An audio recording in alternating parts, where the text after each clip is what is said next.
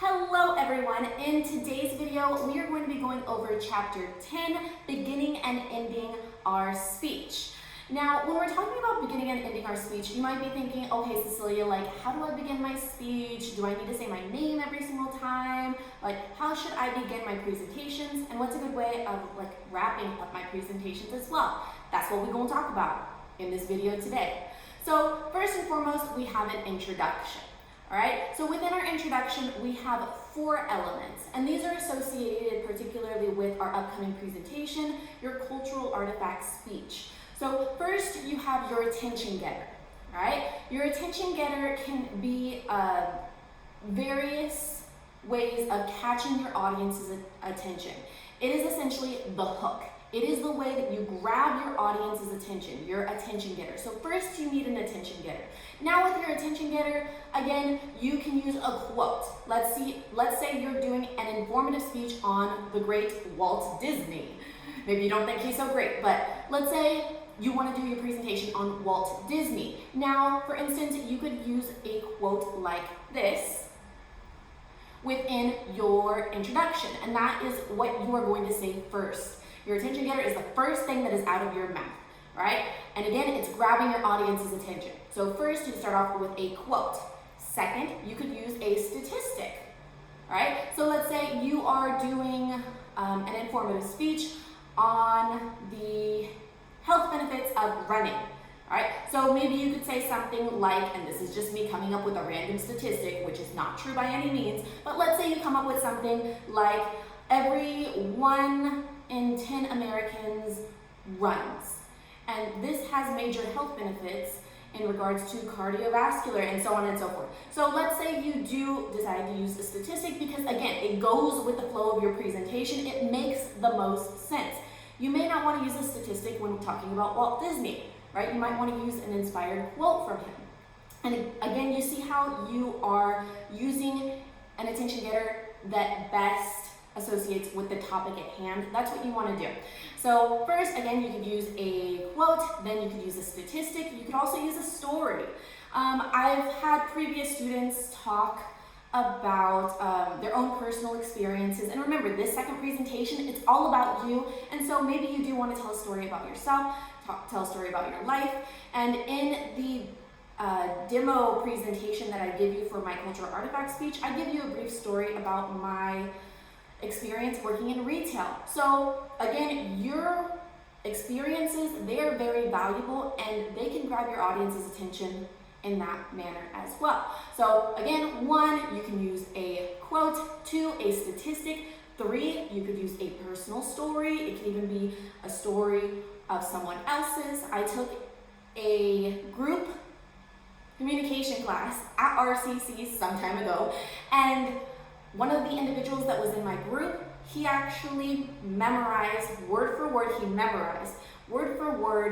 the exact story of an individual who was going through hardship because we did volunteer services with an organization for a volunteer program that we needed to do for that class. And so he found one specifically online, and again, it wasn't necessarily an academic source, but it was someone's personal story that they felt comfortable sharing online.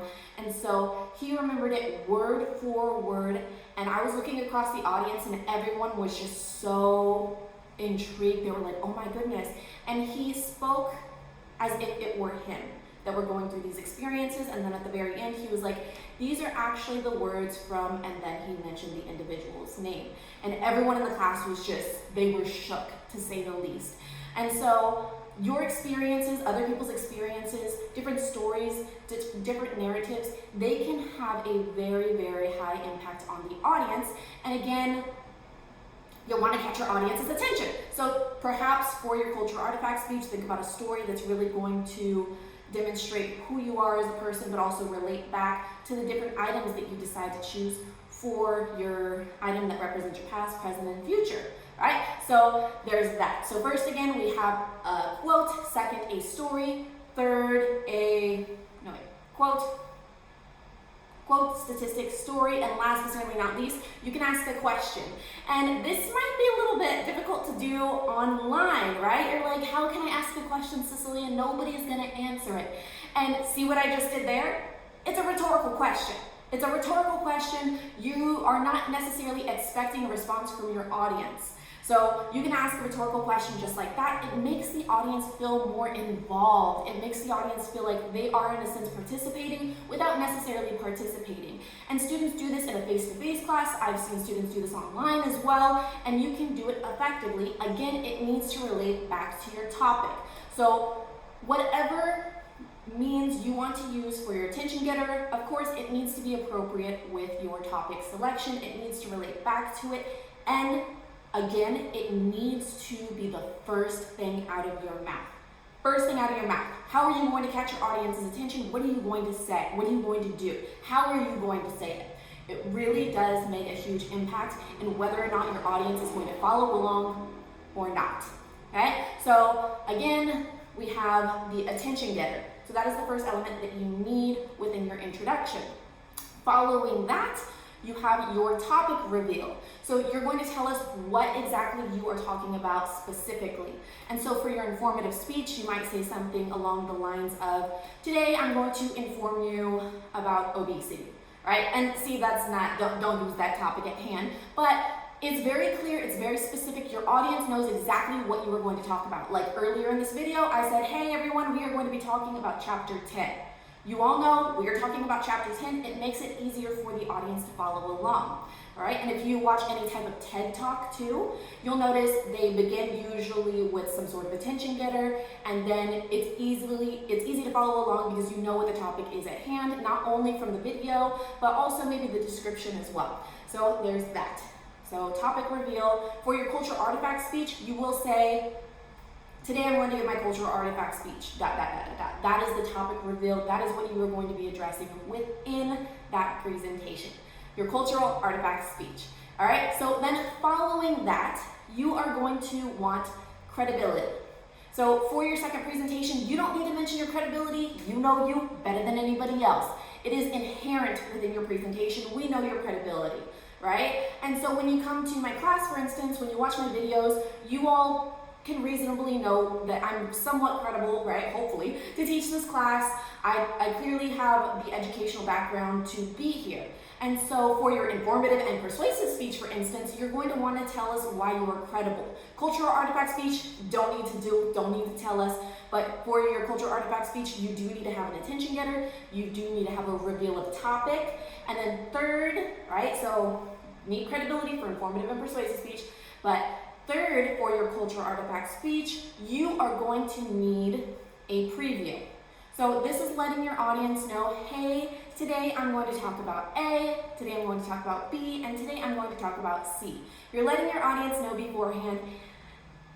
First, we're going to talk about the introduction, next we're going to talk about the body, and then after that we're going to talk about the conclusion. I gave a brief summary of that early on within this video as well. For your cultural artifact speech, it's very like cut dry how I put it for the template, and so you'd start off with something like, today I'm going to talk about an item that represents my past, an item that represents my present, and an item that represents my future.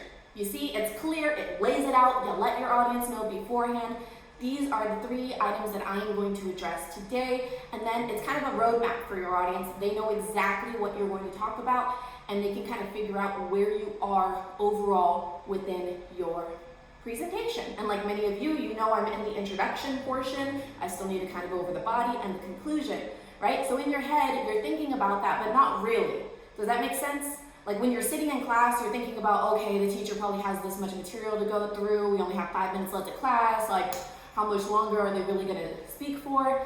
And that's what we're doing. We're letting our audience know beforehand, hey, these are the items that we are going to address. Follow along with me. Here you go, here you go, here you go. Boom. All right. So again, within your introduction, you need 1, an attention getter, 2, the reveal of topic, and then 3, the preview. Following that, we have the body. So within the body, you have the information, right? So first, you're going to talk about an item that represents your past, second, present, and then third, future. And within each body portion, right? You have main point 1, main point 2, main point 3. You are going to want to have a transition statement in between each one. So this is letting your audience know, hey, now that we talked about the introduction, let's talk about the body. All right, now that I've talked about an item that represents my past, let me now discuss an item that represents my present. Now that I've discussed an item that represents my present, now let me discuss an item that represents my future. You see what we did there? Past, present, future. You're letting your audience know I'm going from main point 1 to main point 2, main point 2 to main point 3, main point 3 to the conclusion. All right, so you want those transition statements, letting your audience know I'm going from here to here. It doesn't need to be that like cut clean, like how I'm saying, like I'm going from here to here. I've had students have a lot of fun with their transition statements. I've had a student talk about the history of cookies, and so they'll say something like, now that we've talked a little bit about the seasoning, now that we talked a little bit about the sprinkles, let's jump right into, and so you see they kind of like do a play off of the words for the transitions in regards to each main point. Have fun with it, it makes it more interesting, and just have fun with it. That's what this class is all about. Have fun with it, select topics, select items that you want to talk about. It's all about you, all right? So now that we've talked about the introduction, now that we've talked about the body, let's talk about the conclusion and what we're looking for when we're kind of wrapping everything up. So you're going to have that transition statement letting us know, hey, in conclusion, right? Letting us know we're going to wrap things up. And so you're signaling that you are going to finish. And so following that, you want to summarize the information. You want to let your audience know, hey, in this video, we talked about this, we talked about this, and we talked about this. You're summarizing everything, all right? And it's not just, I talked about an item that represents my past, present, and future. Have a wonderful day. No, right? Summarize. It's like when you're watching a movie and then your friend asks you, so what was the movie about? Then you go through and you summarize it, right? You don't go over every single detail, but you're just summarizing it in your own words, the key points that you addressed. And then following that, so you signal the ending and you summarize. Following that, the last thing that you want to do is end on a memorable statement. End on a long-lasting impression, a long-lasting statement. What do you really want your audience to take from this? You don't want to just end the presentation like, okay, that's it, and then shut it off. No, don't do that, right? So usually even within Zoom meetings, right, your instructor needs to wrap things up and be like, okay, so today we talked about this, we talked about this, we talked about this. So if you have any questions or concerns, please do not hesitate to reach out to me. I will see you all in the next video, right? So they're wrapping everything up. They're not just completely just good luck, figure it out, and then just close it. No, that's not what you want to do. What do you really want the audience to take from your presentation? And some students will again go back to the attention getter or reference something that they mentioned within the body of their speech. Or they will use a different quote, use a statistic, use a story to kind of wrap up everything at the very end. Again, the introduction, the conclusion, very important. They make up a good percentage of your presentation, and it's really what your audience does focus on. So if you kind of miss people somewhere in between, which hopefully doesn't happen, but if you happen to, at the end, that's when you summarize and that's when you like hit home. You end on a strong note. Because a lot of the time, and I remember this, a lot of the time towards the end, we're like, oh goodness, I'm almost done. Like, let me just wrap this up as soon as possible. Okay, mwah, have a good day, bye-bye. No, wrap it up on a strong note, all right? And we're gonna talk about delivery later on, but how are you saying it? Are you saying it confidently? Are you summarizing the information? Think about how you're also delivering that information to your audience. But again, you don't just want to just end it like whatever, figure it out. No, summarize it, end it on a strong note so you feel confident when you just shut off your video and you're confident with what you've done. All right, so again, today, see I'm kind of going through and I'm showing you exactly what I'm looking for. So today, we talked about your introduction, which included the attention getter, the reveal of topic, the preview. Credibility is going to be important for the informative and persuasive speech. And then we talked about the body, so the transition statements, and then we talked about the conclusion, which included summarizing the information as well as ending on a memorable statement. And so something else I would like for you to take from this is that timing really is everything within most of our lives, right? And so sometimes we do have a little bit of extra time to do something that we want to do. Sometimes we have work, right? From 8 to 5 p.m. We have to watch these videos from this time to this time. And within public speaking, there happens to be time requirements. So think about how much time you're spending on your introduction. Think about how much time you're spending on your body, and think about how much time you're spending on your conclusion. Now, typically, the body of your presentation is 80%. The body of your presentation is 80% of your overall presentation. And then your introduction, 10%, your conclusion is 10%. But you see, you're not just kind of like skimming by your introduction and your conclusion. So if it were a hamburger, for instance, right, it would be the bun, the patty, and then the bun. And the meat of the presentation is the body, all right? So you are going to still you're going to want to spend time on your introduction, you're going to want to spend time on your conclusion, but the meat of the presentation is definitely the body. So for your cultural artifact speech, it needs to be 3 to 5 minutes. Let's say you want to hit that 5-minute mark, right? So your introduction would be a minute, your conclusion would be a minute, and then the chunk would be 80%, which is the body. So that would mean that you spent a minute on each main point, which is your past, present, and future. You see what we do there? So timing is everything. Think about how much time that you have for your overall presentation. If you want to hit the 3-minute mark, probably 30 seconds for your intro, 30 seconds for your conclusion, right? So think about how you are going to manage your time, because there should be some sort of balance taking place. You shouldn't take like 20 minutes on your first main point, 3 minutes on your second, and then you're right. There should be a balance, a minute each. So if you are going to go with the 5-minute time span for your second presentation, a minute for each main point, and then like a minute-ish for your introduction and a minute-ish for your conclusion. All right. So I hope that you all have a wonderful day. I hope that this helps kind of break everything down. Again, for your cultural artifact speech, I do have a template available for you, and all you all have to do is just open up the template. If you're using the Google Slides or the Google Docs, you do have to download it. But if you're using the Word doc, all you have to do is open it on your computer, your laptop, your tablet, and then just go through, type your information on there, save it, and then send it to me. Because for this presentation, you do have an outline that is due. Look over the template. It talks about everything that we discussed in this video and what I'm looking for in regards to your upcoming presentations. All right, so if you have questions, comments, concerns, please do not hesitate to email me, and I will see you all in the next video.